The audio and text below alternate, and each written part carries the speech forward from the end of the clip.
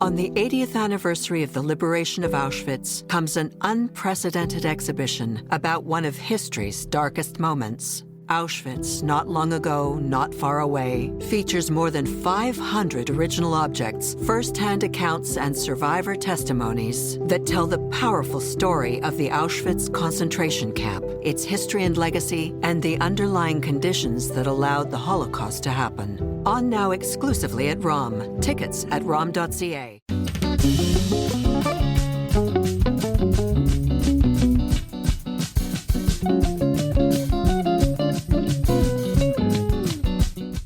And I just want to acknowledge that doing this work is no easy task for all of us. Bringing people together in this room in a time of ongoing killing of Palestinian children and families in Gaza, the use of starvation as a weapon, and the continued suffering of Israeli hostages is not easy. But we know that what unites us is greater than what divides us, and we believe that there are many others out there who feel the same way.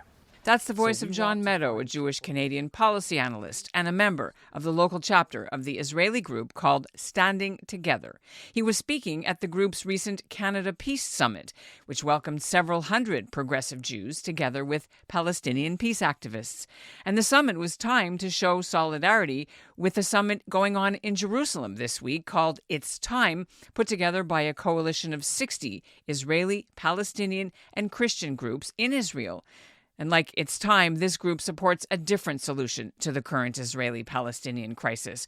Not a middle ground, but a third way, a new way, a solution that doesn't involve war, ends what they view as Israel's occupation of Palestinian land, calls for the release of all hostages and all Palestinian prisoners held without being charged, and works through dialogue and shared grief and understanding to find a way forward where both peoples can live in peace and security on the same land.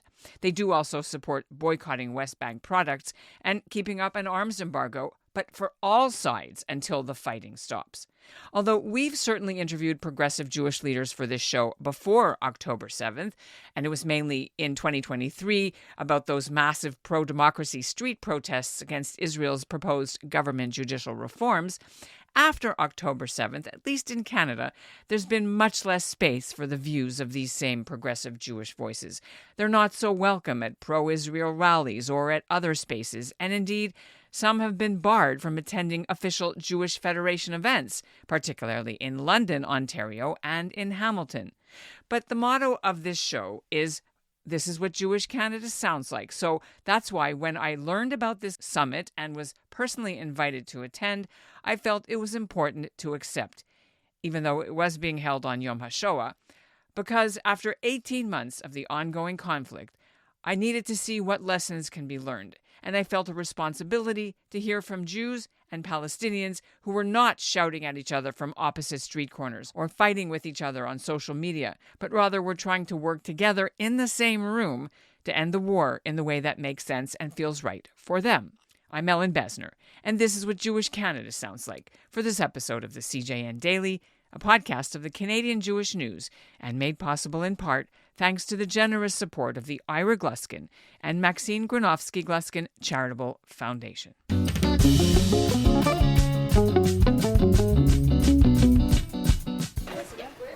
Just signed you in. If you just want to grab a name tag from the table here. And okay. All right, thanks so much. You're welcome. The Canada Peace Summit was held at the Brahman Bluma Appel Salon on the second floor at the Toronto Reference Library, and maybe some of you have even been there.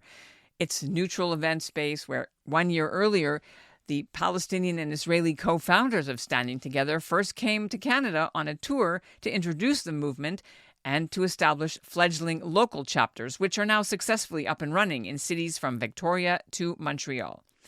Organizers of the Toronto Summit purposely tried to keep the atmosphere neutral. People were told not to bring in any flags, and there weren't any, although I saw one Palestinian speaker sporting a small flag lapel pin. And there was one young mother who wore a keffiyeh around her neck, and to be honest, I think she may have been Jewish. From the bottom of my heart, I thank you all tremendously for showing up. Honestly, showing up here has been the greatest gift that you've given me personally in my support for a better world where life flourishes and trust is a given in our sure calling. So thank you. The lead for this conference was Yafa Sakeja. Born in Canada, an entrepreneur of Palestinian descent, her grandparents fled their home in the city of Yafo in 1948 during the Israeli War of Independence. She's been on our show before. She's an ally of the local Jewish community. She hates Hamas. She's appalled by anti-Semitism. I knew her, but I didn't expect to recognize anyone else. But right at the registration desk, I saw other Jews I knew, a former student, a retired ER doctor who I volunteer with at Vahavta. Later, I met a part-time reporter for the CJN and the leaders of J-Space and the New Israel Fund Canada, and a former CBC broadcaster, Robert Harris, who I never knew was Jewish, and John Allen, Canada's former ambassador to Israel under the Harper administration. Many guests wore the trademark purple T-shirts of the Standing Together group.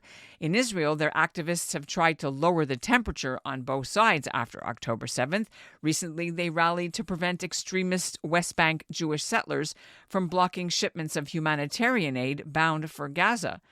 And in between speeches by Israeli, Jewish, and Palestinian founders of Standing Together, and from a leading Palestinian podcaster, Amir Mohammed, from East Jerusalem, I sat down to interview a couple of progressive Jewish people to hear their stories. We've been sitting for a little bit. If you want to stretch, you can stretch. Just really feel the ground underneath you. That's Jeff Carolin, a Toronto criminal lawyer and certified alternative dispute mediator, leading the group in some exercises designed to lower their anxiety so they can hear uncomfortable things.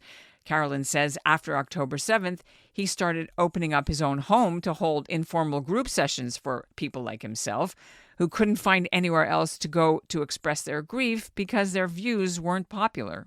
In your non-activist life, you do a lot of mediating and negotiating and trying to bridge gaps. I'd like to ask you, can you describe what you do in your own home for Jewish people who are on the progressive side, would you say, of the spectrum after October 7th? We actually started in November 2023. And part of the impetus for beginning the circle, as we call it, was for Jewish people. Relatively speaking, it's a big tent in the sense that the common ground that we ask is if you're opposed to or at least questioning the Israeli state's actions in Gaza and the West Bank, and you want to come to a place where we're not concerned about using the right words, we're not debating positions, solutions. It's actually a place to just name what we're feeling in the moment, how we're experiencing the moment, whether that's in terms of watching what's unfolding between the river and the sea and the heartbreak about that, division that's coming up in people's own Jewish families and communities, tensions for a lot of people. It's a real range of how people are engaged. We do get a lot of people come who are very involved in what's I guess called the pro-Palestine protest movement, really enjoy being in that space and also have some difficulties being in that space. And we just wanted a place for people to be able to connect and build community just through basically a listening circle format. Why would they feel that they couldn't be with the larger Jewish community or the other side, I guess? And I don't even know what the right word is, but... Well, two things. One, I started changing my views on this issue from a political standpoint about 22 years ago. And it really felt that there was not any capacity amongst anybody I talked to, not anybody, but in terms of the leadership of groups and organizations I'd been a part of, including synagogues, to hear a different perspective about what was happening on the ground in Israel and Palestine. And so I retreated. And I feel like just through this sort of organic word of mouth way, people keep showing up who have felt that they've had to give up or abandon the Jewish communities that they grew up in because they have a different political view. So there's that. And then also, given that, from my perspective, October 7th was obviously horrific. And I think that the Palestinian people in Gaza specifically have lived in October 7th almost every day since then. And that's still ongoing right now.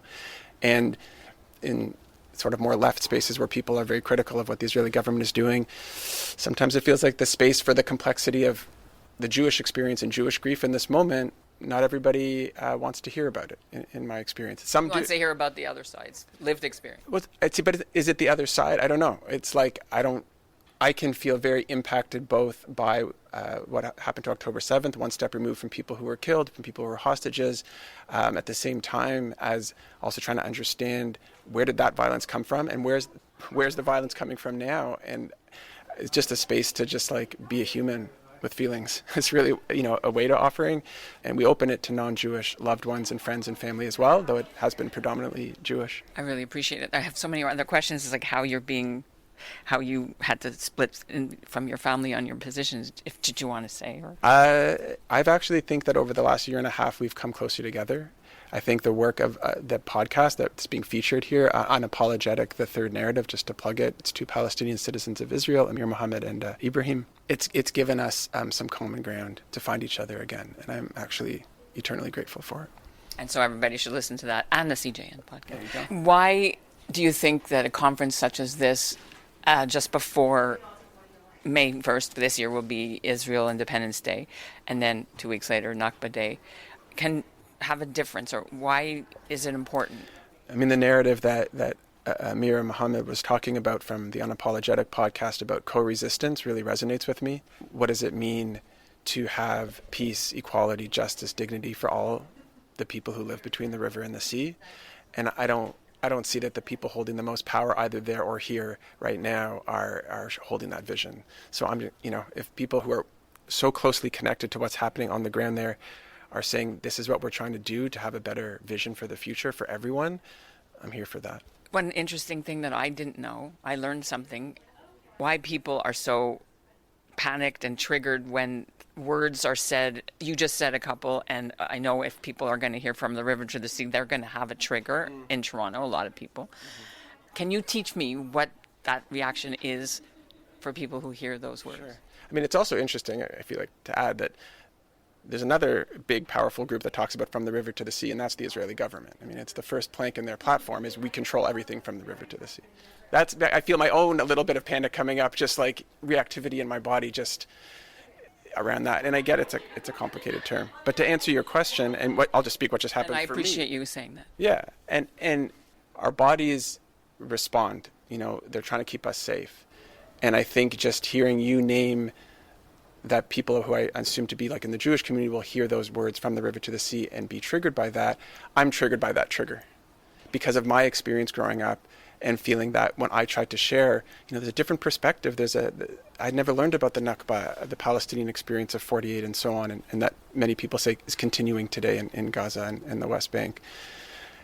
That lack of being told that story and then having to confront it at the age of 20 and radically shift my understanding was a form of personal identity crisis and breakage. And then to be sort of pulled back into that, I can even feel my heart rate increasing as I'm trying to talk about it. And so what I try to do when I do all kinds of mediation work, not just connected to this issue, is what is your panic reaction? What is it telling you about you? What's important to you? So what's it telling me? It's telling me that what's important to me is healing in the Jewish community, actually doing healing work from the history of the Holocaust and persecution in Eastern Europe, and not just perpetuating our trauma forward, having hard conversations. And it breaks my heart that terms like the river and the sea and all sorts of things just cause further and further division within our community. So a whole range of things just came up, Ellin, in terms of what's important to me and why I can feel my own reactivity in my body in this moment. So what lessons would you recommend for people who would be listening to this when they go to a rally and this happens, or they see a sticker? What's the way forward? I think the first thing is to turn internally and try to understand what's my panic telling me, about my needs, my values, what's important to me. And then if I can tend to myself and find some empathy for my own reaction, can I get curious? When that person in the street has that sign that says from the river to the sea, what does it mean for them? People have said, and I've heard in the Jewish community, oh, that's a call for genocide. Okay. Do you know that? I mean, so many Jewish people I know, they don't have any friendship, relationship whatsoever with a Palestinian person. Can you form a friendship? Can you have tea together? Can you find out what do those words mean to them when they use it? Because the Palestinian people I know, when they use that, because now we're talking about it, they mean freedom, equality for everybody, equality for all 14 million people. And can we lead with empathy and curiosity to try to have, at least at the interpersonal level, some deeper understanding of ourselves and other people?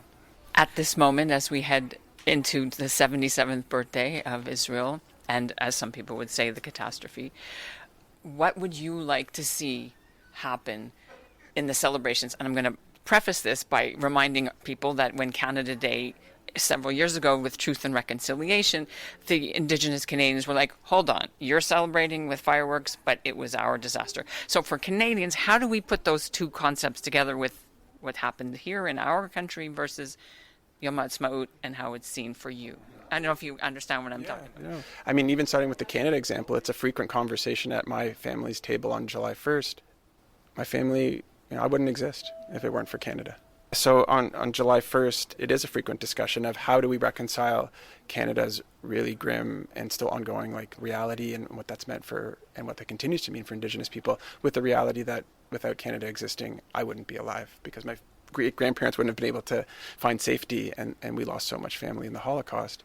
And when it comes to Yom Ha'atzmaut, Independence Day from the sort of Israeli-Jewish perspective and the Nakba from the Palestinian perspective, I think to me, it's not a day in this moment, given what we're seeing on the ground, where I personally can celebrate.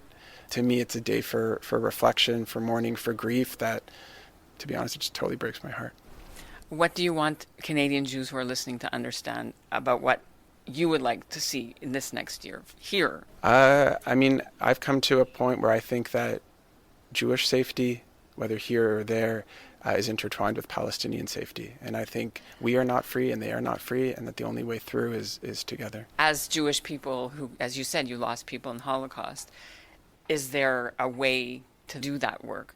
Or is our trauma still not unsolved enough in order to be able to do this? I mean, when I look at our community here in Toronto, I see a lot of trauma and a lot of healing work. All the ways in which I think I was educated about the Holocaust too young and too graphically. I think I'm still working through that also. Obviously, I'm not the first to say there's no quick fixes here.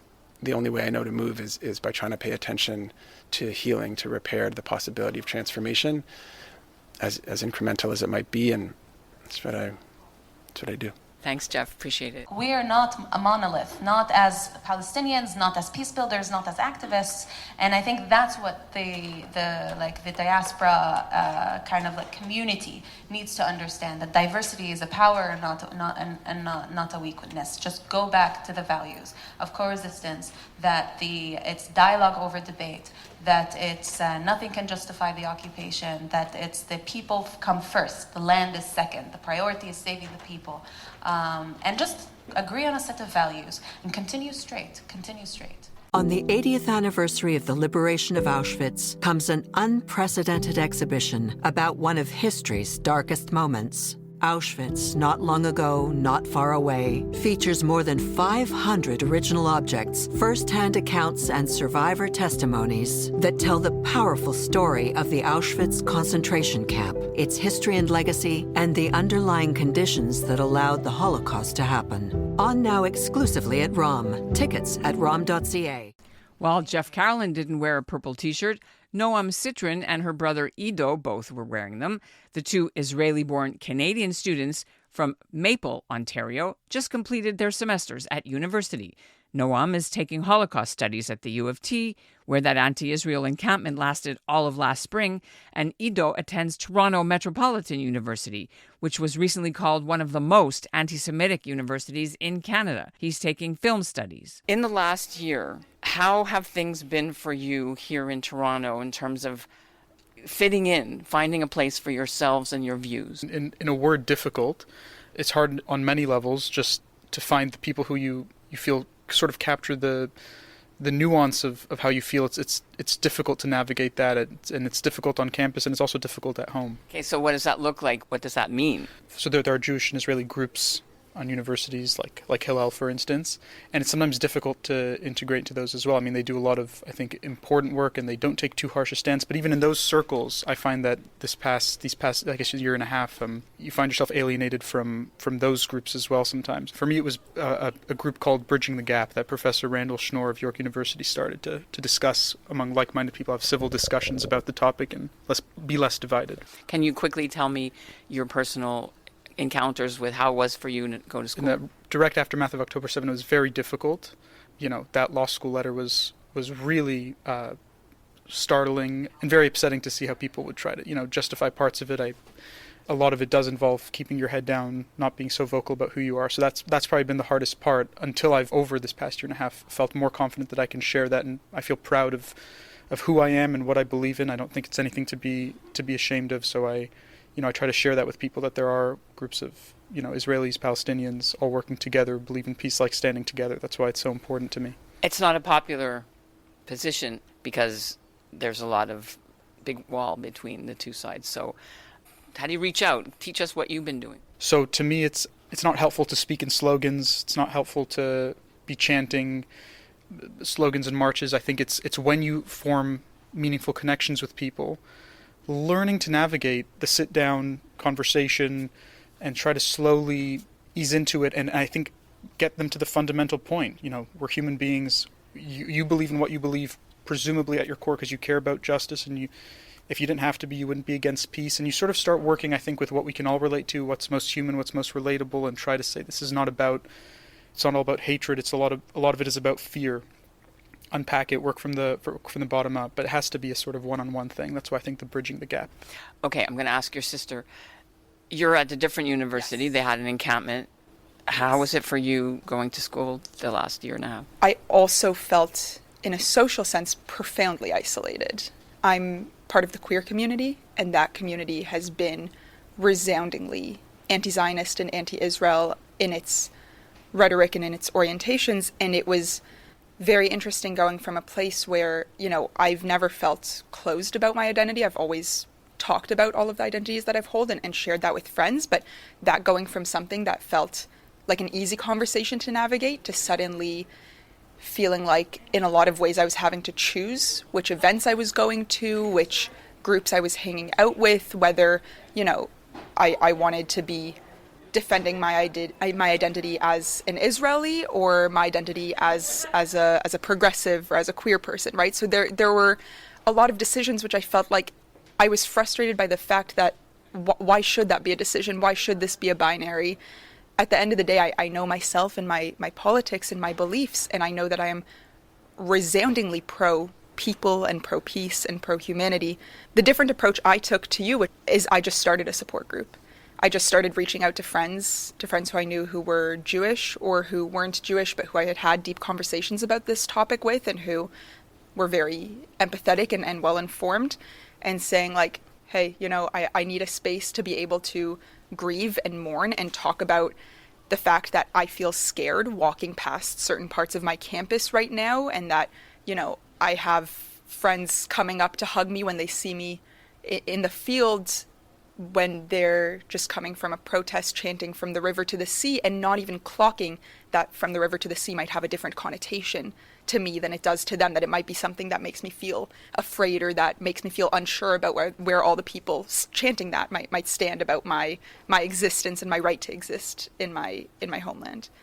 And that group sort of grew, and there was a point where we were meeting, weekly or bi-weekly, and it was just kind of a support group for us to unpack the experiences that we were having, the social isolation that we felt, but simultaneously the political frustration that we had, the feeling that as Jews, and even as Israelis, but especially as Jews in the diaspora, there was suddenly all of this reticence to critique the same government that we had all been out on the streets protesting before October 7th, watching people suddenly feel a hesitation to express views that, I thought were very well established, but suddenly there's this like, okay, hold on, we can't be seen to be criticizing Israel because then that's going to be used by people who want to deny us our right to exist as justification for their anti-Semitism against us, right? So just that complexity and that feeling of being trapped in the middle and of hopelessness, like it really was a kind of an affront on all sides. Like you didn't have a place anywhere. There wasn't a place anywhere. Yeah. There was maybe a group of 10 to 15 people that I could meet with weekly and that I could kind of exhale and know that I could say anything I wanted to, and that they would know me and know that I was coming with good intentions and that didn't mean any harm and didn't want anything of that sort. But genuinely, and you brought this up as well, like there's the one type of conversation that you're having on campus. There's another type of conversation that you're having at home, right? So it's the feeling of like constantly adapting and somehow constantly playing the contrarian no matter which conversation you're in. Tell me about at home. Are you allowed to be pro-Palestinian at home? That's a good question. I mean, I think we're lucky to have a house where there is, generally speaking, a lot of openness for discussion and there is room for disagreement. But things are really heated, especially in the direct aftermath of October 7th. It was, I mean, understandably impossible to have virtually any discussion, but, I think we've always felt that our parents, I won't speak for them, but they ultimately would aspire to the same goals of peace. They just have, waning levels of pessimism depending on the situation. Let's fast forward to today. So you're part of this meeting. How did you decide to be here? So I'll start by saying the way I originally got involved, or the way I first heard about Standing Together, was I was in Israel. I was protesting in Israel and in Tel Aviv, and the presence that I was seeing over and over again was Standing Together on the streets, and that made me look into them more and realize that there's this Canadian chapter. And this is like a less, ideological, whatever, it exists. That's a very important start. Having a space that exists and has some amount of traction and people who are already engaged is like, we can't overlook, especially, a year ago, how unreal that felt. Feeling like there's maybe 10 people in the world you can talk to, and suddenly finding out that this organization exists, has roots in Toronto, is trying to grow and could use your help. What do you want to see when you think about Yom Ha'atzmaut for you? How to mark it? I think from a place of finding hope and celebration in times of darkness and despair is a necessity. If I didn't have things that were fueling me and felt hopeful, I wouldn't be able to continue reading the news every day and waking up to pictures of horrific destruction that is happening and saying, okay, I'm going to keep going and I'm going to keep doing something about it in the way that I can. And especially as someone for whom the Holocaust plays a big part of my life, it's what I study and it's what I'm very interested in, and Holocaust education is something that I'm very passionate about. And to me, Yom Ha'atzmaut plays a big part of that in terms of thinking about Ha'atzmaut, freedom, where we came from, where we are, the privilege that we have to have a home and a country and a place that we feel safe for the most part and able to express ourselves, what a privilege that is and what responsibility comes with that. And so to me, it's not about choosing not to celebrate, because the celebration to me is just as necessary as the despair in a way. They're two sides of the same coin that are motivated by the same desire for change. If I could say to your listeners, especially the older listeners who maybe are here, are maybe nervous when they think about the younger Jewish generation and they think that we're not considering all the factors in our views and everything else. I just want to emphasize that the way I see it, I believe in the same fundamentals as they do. We recognize the importance of Jews having self-determination in their own country, and that the reason we're attending today is we feel that this is an imperative. It's what we have to do to continue that to exist in some form, because we don't believe that there's another way if we don't work together and end the conflict and make peace. So this is not in spite of the Jewish yearning for self-determination. It's entirely in favor of it and keeping that goal in mind. Dialogue happens here with Palestinian supporters or Palestinian people. I don't see a lot of that in the streets here. I see a lot of divide. Yeah. I don't know how to go forward. I'm here trying to, but... So this is something that I hear a lot. Teach me what to do. Yeah, absolutely. Teach us what to do. This is an awful answer that nobody likes to hear. It's a lot of small conversations. And it sucks because that is the most time consuming and the most draining. And you want to die hearing the sound of your own voice when you've repeated the same 3 sentences for the 16th time that month. But I genuinely believe that we live in a world of so much polarization, and we are so fueled by the snippets of bits and pieces of truth that we see online. And all of it comes from somewhere, but rarely, if ever, is it the full story. But we are so used to engaging with every bit of information that we consume on a mass scale.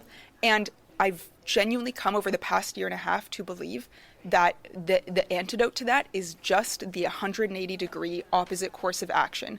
Start small. What I've been trying to do is more so in real life, sit down my friends who I know have been posting in a certain manner. So Palestinian friends or Canadian friends? Canadian Palestinian? What? Absolutely, yeah. I don't personally have any Palestinian friends. I would love to change that, and I hope that being in spaces like this can help actually, help Israelis and Palestinians get to say we can call each other our friends. And just being the person to open the conversation. It is shocking to me how many people have never had someone approach them and say, I've noticed you've posted a lot about this. This is a topic that's really close to my heart. I'm Israeli, but I'm also very informed, and I do a lot to keep up with this topic, and I try to read a lot about it. And B, I'm a very nuanced person, and it's very, very important to me to be able to coherently present arguments from all across the political spectrum. And I'd be really happy to have a conversation with you about why you hold some of the beliefs that you hold, and any questions that you might have. And how did they respond usually? Did they tell you to get lost most of the time? That has absolutely happened to me. I had kind of recently, and this is the part that I'm not proud of. I have a very, very close friend who I knew from what other people had told me was perhaps profoundly anti-Zionist is the way to put it, or the way they described it is anti-Zionist through and through. I put off the conversation for a long time, and that's the part I'm not proud of, because I was scared. And I was scared of being hurt, and of being kind of like putting it all out there and then being rejected. And I got to a place about, a few months ago where I had enough of the conversations that I felt confident and grounded in myself and in what I believed to be able to say, I will move past this. It will not be the end of the world for me for someone to look me in the eye and say, I think that the ideology you believe in makes you a terrible person. I will be able to say, and that's on you, right? And that's a big step to be able to take. And I had that conversation, and in as many words, that is how it ended, right? Like, it was I hear everything you're trying to say, including I recognize that in terms of actionable items, you have done more for the Palestinian cause than I have, them saying that to me. But I can't associate with someone who's a Zionist. And that was the end of a many years long friendship. And then you wake up, and then you ask the next person in your life who seems like they don't know how to talk about this subject, whether they'd have any interest in having a conversation with you about it. And you do it again. You have Palestinian friends? I've been able to meet Palestinian and Arab friends specifically through Bridging the Gap and through other things, and maintaining friendships and relationships that I've had. So it's difficult, and I don't know that there's always a clear answer. But one thing that I tried to do was just sort of through the internet, where there were relevant forums and pages related to it, and it's mostly people screaming at each other, and it's very unproductive. I sort of put out this wide call, saying, would anyone be interested if you're just against the dehumanization, right? We can't fix all the topics in this conflict, but if you're against the dehumanization, which is one dimension, a massive dimension of this conflict, and you'd be interested in being, maybe paired up with a different person who's also interested, then shoot me a message. And I was able to, it's a project I'd like to continue in the future, but even for the sort of trial run that I did, I was able to connect American Jews with Palestinians living in the West Bank, and Palestinian citizens of Israel, connecting them with Jewish citizens of Israel that probably live close to each other and would maybe never interact because they live in towns that are sort of distant from each other, and they don't have a lot of dialogue. But these people were really eager. I mean, there was different levels of hostility at first and different levels of acceptance of it. But again, they believe at their core there's something to be gained from dialogue. And if you believe that there's something to be gained from dialogue, it's the first most important step. And just finally, I'm here because I've heard time and time again that there is no partner for peace on the other side, that there's nobody on the other side who's interested in working with us, and I refuse to accept that, and I commit to, every day, waking up and meeting with and speaking with the people who are living proof of that is not true, and they may appear few in numbers, but it's only because they don't believe that on the other side, respective to them, there's any partner for peace. So we have to address that lie from every perspective and all come together to see that we prove that we can work together for peace. I would love to, if I can give you one last thing. Can you have a conversation with two people in your life who you have an existing relationship with, who will not immediately shut you out or scream in your face or block you, right? Two people. Most people know two people who would at the very least be willing to hear them out. And I try to start every conversation like this. No matter what side of the political aisle the person I'm talking to is sitting, no matter what their beliefs are, no matter what labels they use to identify themselves, what is something you need to hear from me right now that will make you believe that we are on the same side? I want to thank you both for being in our CJN remote studio here in the library. Thank you for being on our show. Thank you. Thank you for talking to us. And that's what Jewish Canada sounds like for this episode of the CJN Daily, made possible in part thanks to the generous support of the Ira Gluskin and Maxine Granovsky-Gluskin Charitable Foundation. Next week, we'll bring you my conversation with a Palestinian peace activist who moved to Canada after October 7th and recently was able to bring his family over. His environmental group that he worked for in the West Bank and Israel was nominated for a Nobel Peace Prize, together with Women Wage Peace, the group the late Vivian Silver founded. Our show is produced by Zachary Judah Kaufman and Andrea Varsany. The executive producer is Michael Freeman, and the theme music is by Dov Beck-Levine. Thanks for listening. On the 80th anniversary of the liberation of Auschwitz comes an unprecedented exhibition about one of history's darkest moments. Auschwitz, Not Long Ago, Not Far Away, features more than 500 original objects, first-hand accounts, and survivor testimonies that tell the powerful story of the Auschwitz concentration camp, its history and legacy, and the underlying conditions that allowed the Holocaust to happen. On now exclusively at ROM. Tickets at rom.ca.